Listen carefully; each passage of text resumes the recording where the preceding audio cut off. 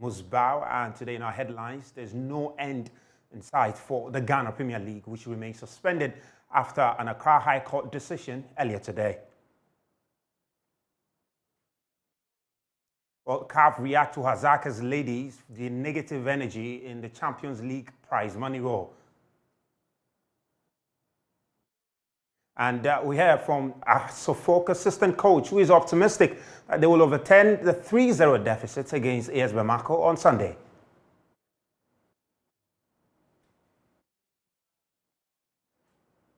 Well, these are many more we have for you today. Do stay. We'll be back shortly.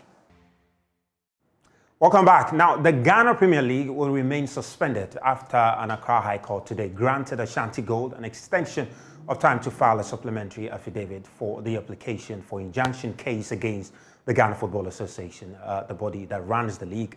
Now, both parties will return to court next Thursday, October 20th. And joining us in the studio to bring us up to speed on what really happened in court is my colleague, Michelle Queno. Michelle, tell us what happened in court today. So basically, anyone who went to the Accra High Court hoping to hear the court's decision on Ash Gold's motion for intellectual injunction left disappointed. Why? Because today at court was just a day of technicalities. So at court today, Ash Gold, when the hearing opened, they asked the court, they wanted to apply to submit supplementary affidavits, but the GFA, opposed that. They raised an they opposed it because they believe it didn't follow due procedure, and and then the court actually sustained it. So basically, today there were two things that happened. First of all, that request for supplementary affidavits, and also the GFA's opposition. But when Ash Gold raised that request, the court said no, they are not going to permit it because obviously they didn't follow due procedure. But they gave them a window that was Monday, October 17th, to come and apply for a leave to submit that supplementary affidavit. And then together with the GFA, are supposed to return to the court on Thursday to hear the court's decision on whether to grant them that request for a supplementary affidavit. So actually, what happened today was that the league remains suspended. And unfortunately, for those who are looking forward to know when the league can resume, no one knows yet, because on Thursday, August 20th, 6 days away from now, the court is actually going to rule whether to grant that supplementary affidavit request to Ash Gold. On the side of the GFA, which personalities were in court? Basically, was the GFA president himself there, or which other? It was the GFA General Secretary Prosper. He went there together with a legal member of the team, and also two executive committee members. And actually, when the court hearing ended, it was Prosper who came out. He was the one who moved that, who actually applied for that to submit that supplementary affidavit, which was not requested, but rather they have that window Monday, as I said earlier. And you got the chance to speak to the lawyer for Ashanti Gold? Yeah, and basically he was just explaining what's transpired and when or how things will move on from that Thursday when the hearing for that affidavit is held to whenever the courts might choose, whatever day the courts might choose to hear the actual case for that injunction, which might not be too soon. Great, but so that's the lawyer for Ashanti Gold, lawyer Crab there. Let's listen to him, what he had to say. Interlocutory injunction. A counsel for GFA forcefully opposed that prayer, saying that the GFA is losing at this moment, and for that matter, the court ought not to grant us that leave to file the supplementary affidavit. But eventually, the court ordered that by 17th October, which I believe is coming Monday, we should have filed the motion for leave to file a supplementary affidavit, and then also return back to court on the 20th of October, which is coming Thursday, to move the said motion for the leave to file our supplementary affidavit, and then the case will take its normal course. So hopefully next week Thursday, if the court is satisfied that leave should be granted, then the court will grant us that leave, and we will go and file the supplementary pursuant to the leave, serve lawyers for GFA, and then they also have a right to respond to the content if they so wish, after which we come back to the court and now deal with the motion for interlocutory injunction. Well, so that's the lawyer for Ashanti Gold there, lawyer Crap there. I mean, Michelle, is it likely this will drag on and on and on, and the return of the league is very much uncertain? Speaking to one of the officers in the judiciary after the case, one thing which he mentioned, which stood out for me, was the fact that normally a court case is a drag. And once he said that, it only means one thing for the league. Possibly, we are not going to see the resumption any moment. So, although the GFA, are committed, they said themselves that they are committed to making sure that the league resumes very quickly, because they say that clubs have invested. This is literally a business. Yeah, of course. Clubs have made investments. Some clubs have gone for loans to make sure that they can pay their players, they can pay other bodies within their system, just to make sure that they can the system, that football system, that Premier League, which has satisfy everybody who has made one investment or the other. Yeah. Now, we are joined by seasoned journalist and former editor of Kotoko Express, Jerome Autry, just to get his take on this. Jerome, I mean, this development clearly is a setback to the GFA's attempt to get the league to resume, isn't it?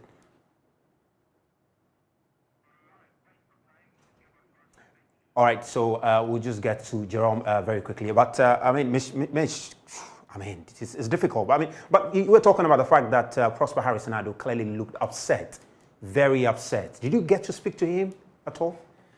Not on the recording, but together with my colleague Fentio, when he came out, obviously the main thing he said was he couldn't understand why you come to court. You say you want a motion for intellectual injunction. You come to court and you are not ready. When you come, you can't ask the court for permission to go and prepare yourself and come back. He said just that the tactic for them was just to frustrate the GFA, frustrate the league and everybody associated. And he said he couldn't really understand, although he said he couldn't understand why the court agreed. The case the court made was that things like this happen. A council will raise a case that they want to do this and that, but they'll come to court and say that they should be given time to prepare their case better. And for the argument of fairness and for the reason of fairness, the court thought it's right just to allow them that room for them to file that request on 17th before coming back and determining whether they'll be granted or not on the 20th. Great. Jerome has connected to us now. Jerome, tell me, how much of a setback is this going to be for the Ghana Premier League? Well, it is a setback any way you look at it, because the expectation of many fans and other stakeholders of the game was to have the league competition back into action. But the latest development clearly means that we are going to have to wait for a few more days, and that is not even to say that the competition will be back. A few more days to learn or know of what will happen on the 20th, and then after whatever happens on the 20th, we can be sure whether or not we are going to have the competition back before the World Cup begins. From the look of things, it is not looking so good. And as someone who follows the game, as someone who writes on the game, who comments on the game, I am not happy about it. But, I mean, once you have a situation like this, you really have to prepare yourself for a lot of uncertainties. And that's what we are faced with.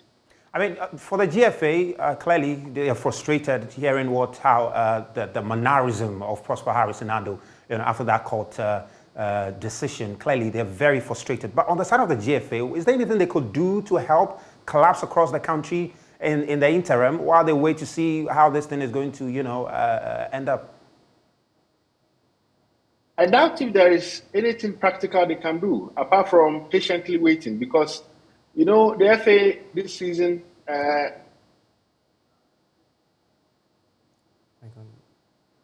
Okay, I think we are struggling to connect to Jerome there. The network is a bit delayed there. But Mesh, thank you so much. Of course, we'll be following this very closely, and we'll definitely bring our viewers up to speed on the minute as the story develops. Thanks so much. All right, Jerome, you're back. You're making a point about what the GFA can practically do to help the clubs in this very difficult moment. position. I hope that however this case ends, the FA will put its feet down on a lot of things. So, you see, there are so many cases of instances of indiscipline in our game. And some of us are worried that we cannot continue this path if we really, really want to develop football. I sympathize with the FA because this is not something I'm sure they're happy with. But what can you do? You just have to go through the mill and hope that they will come out well. Thank you very much, Jerome. We appreciate your time. And that's Jerome Autry, seasoned journalist and someone who clearly follows the game closely. But let's move away from that to the Confederation of African Football, who has responded to the reactions by Hazaka's ladies on the Confederation's refusal to offer money to participants in the inaugural edition of the Women's Champions League last year. Now, a CAF spokesperson has been speaking exclusively to Joy Sports, and some of his statements are included in the slides that we're just about to show you. He's speaking to one of our colleagues there, and this what CAF spokesperson has basically been saying, and what he says that it is deeply disappointing to see this debate about such a beautiful success story that is CAF Women's Champions League, the first on African soil. This competition is about growing African football. And that's the point he's making there. And he continues to say that on the prize money, CAF spent hundreds of thousands of dollars on the first edition. There was no prize money announced, he says. When the discussion came after the tournament, the president said it wasn't fair to announce prize money after the competition. This was the correct approach, of course. The spokesperson continues that we cannot spend energy on this. We should spend energy on growing our product. We need to get over this negative energy. The first edition of the competition was wholly funded by CAF. It was a commitment made by President Motsepe. That's last September. CAF spokesperson responding to Hazaka's ladies who are insisting that CAF make some payment to them after, coming out as first runners-up in that competition. But on Sunday, Heart Folk have a mountain to climb at the CAF Sports Stadium. The Phobians need to score 4 goals without reply against AS Bamako to book a ticket to the next round of the CAF Confederations Cup. It seems a mission impossible, but defender Al Hassan and supporters are optimistic of a turnaround. Joy Sports' Kwame Banaya has more in the following report. Hearts of Folk are fine-tuning preparations ahead of Sunday's make-or-break encounter against the Malians. The 21-time Ghana Premier League champions are on the brink of elimination following their 3-0 loss in the first leg in Bamako on October 8. Skipper of the Continental Club Masters, Mohamed Al Hassan, tells Joy Sports his teammates are raring to go. Looking at how training is going, we are well prepared, focused toward the match we'll be playing on Sunday.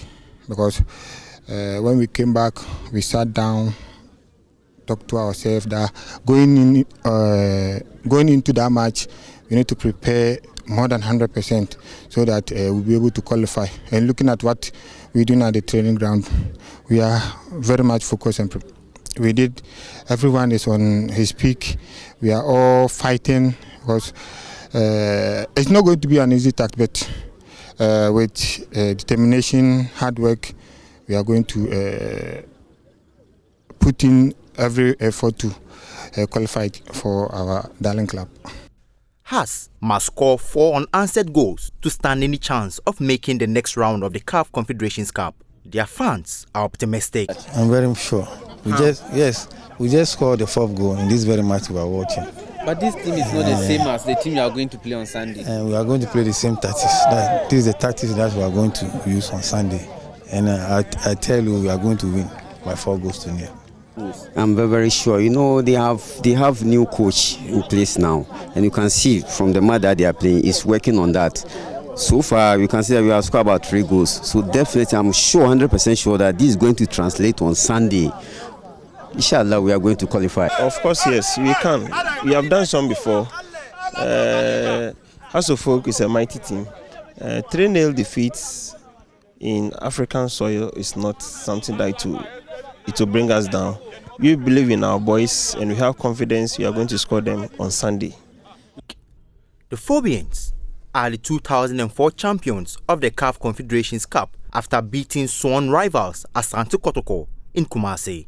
The latter have since struggled in the competition, crashing out after a 4-2 defeat against Algerian side Saoura last year. So that game will be taking place at the Accra Sports Stadium on Sunday. We'll wait to see if Accra Heartford, the Phobians, will be able to find their never say die spirit. But we have to talk about the Women's Premier League, because now that the Men's Premier League is facing its own legal battles, the Women's Premier League is getting exciting. And I've been joined in the studio by my colleague Lawrence Bade, who's been following the game and is going to bring us up to speed on what's happening this weekend. But let's just take a quick flashback to what happened last weekend, because that was when the league started, and interesting results we saw there. Pelpia Ladies, they started off in the Northern Zone, and they played 0-0 with Prisons Ladies. Tamale Super Ladies played 1-1 with Ashtown Ladies. Ampem Dakwa Ladies and Northern Ladies played 1-1. And it was Supreme Ladies who trashed Candy Soccer Academy by 5-0. Fabulous Ladies, quite an interesting one, 5-goal thriller there. Lost to Dreams Ladies by 3-2. In the Southern Zone, Hazakas Ladies, the big match that weekend ended in favor of Hazakas Ladies. Doreen Copson, 79th minute, was what gave Hazakas Ladies the victory. Thunder Queens play Police Ladies, and they won 2-1. Soccer Intellectuals and Fate Ladies was Fate Ladies who got the win. Lady Strikers and Army Ladies, 4-0. And Rich City, that's Lawrence's team, they lost to ACM Socrates Ladies. But Lawrence, interesting fixtures. But take me through some of the statistics that that was gathered relative to last weekend's games. As you've mentioned, or we've seen from the screens, 10 games were played, 3 home wins, 3 away wins, 3 draws, 26 goals scored on the opening weekend, 12 home goals, 14 away goals, 13 first half goals, and then 13 second half goals. I'm going to pick on 2 matches from last weekend. The game between Rich City and then Isiam Socrates. You know, both teams are debutants. Last week when I was at the Madina Street, I saw some good football from both teams, but most especially from Isiam Socrates, with the way they carried out the first half performance against the Panthers. You know, they are this team that they are unpredictable. They are able to settle in a back 3 or a back 4 shape. And then the fact that they've added former Lady Strikers defender Ellen Coleman to their team makes them quite stronger. They play some good football. In the Northern Zone, the game between Ampem Dakwa Ladies and the Northern Ladies was quite a good one as well. I think Ampem Dakwa Ladies will really have a quite a stiff competition there. Because Dreams Ladies, Northern Ladies, and then some others are ready to compete. I mean, even for this weekend, some very interesting fixtures are also coming up. And let's just take a look at the fixtures coming up this weekend in the Northern Zone there, because definitely some interesting one. Of course, we have Northern Ladies who are playing Tamale Super Ladies. Prison Ladies who play Ampem Dakwa. Ashtown Ladies, Supreme Ladies. Candy Soccer Academy will be looking to, get a good game against Fabulous Ladies, and Dreams and Pelpia will play. Zach, let's stay on this game. The game between Prisons Ladies and then Ampem Dakwa Ladies. That is a derby in the Northern Zone. Fascinating. Ampono derby. Fascinating. They play 16 games all around. Ampem Dakwa have won the most. They've won 8 times. And then Prisons Ladies have won 4 times, with 4 ending a draw. So it's quite a game to look at. I've already seen fans on social media calling that security be tight in that game. Wow. It's just like the It's a very cagey game, isn't it? It's a game that everyone is interested in the Northern Zone. So that will be a game to look out for in the Northern Zone. Fascinating stuff. Let's take a look at what's happening in the Southern Zone, because that's an interesting one there. The likes of Berry Ladies who lost their game, but clearly will be looking to make amends there. But, I mean, Lawrence, Berry Ladies who play Soccer Intellectuals, Fate Ladies who play Lady Strikers, Police Ladies who play Rich City, and Isiam Socrates Ladies who play Hazakas Ladies. That's going to be an interesting one, isn't it? But let's start from the top. Army Ladies also play Tender Ladies. Berry Ladies are playing Soccer Intellectuals. Both teams lost their opening game. And then they go into this fixture looking to wrap up, like pick up their first win to regain their momentum. If you go to the game between Fake Ladies and Lady Strikers, Lady Strikers lost by a whooping 4 goals last weekend.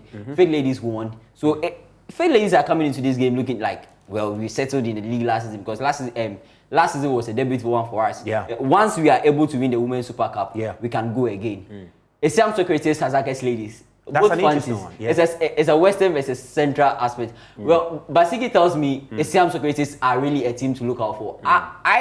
If a head coach of a team that has been quite dominant in the Women's Premier League is saying this, then they look like a team that we should look out for. Coming from a 3-0 win against Rich City, probably It's going to be a difficult one. So Army Ladies and Thunder Ladies also be playing there, and we'll wait to see what happens there. But it's Berry Ladies who are doing an interesting activity prior to the game tomorrow. They are having this sort of free screening exercise for all the people in the community, and I think that's a nice initiative to try and when it comes to the women's game, two clubs win it for me in terms of branding. Berry Ladies and Reed City.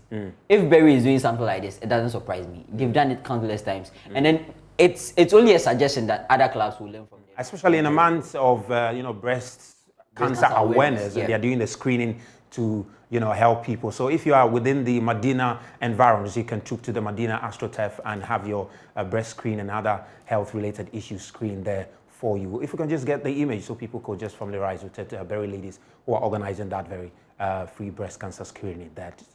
Lawrence, we're going to be back here, I'm sure, on Monday to take a look at what happened. So that's it. Go collaborate with Berry Ladies for that all-important screening. It starts from 7 a.m. to 5 p.m. Tomorrow, and you can go and have yourself screened there. So, Lawrence, that's pretty much it in the Women's Premier League. We're following to see. Where will you be, though? Which game will you be watching? I'll be at 2 games. Okay. I'll be at the Achimota Park for the Reed City game, obviously, because it's my team. Okay. And on Sunday, I'll be at the Army Ladies game. Great. Thanks so much, Lawrence Bedu. We appreciate your time there. This is where we draw the curtains on today's edition of Sports Today. My name is Razak Musbao, and do head to myjoyonline.com/sports because there's so much there, particularly relative to that court ruling on the Ghana Premier League. Do have a wonderful day.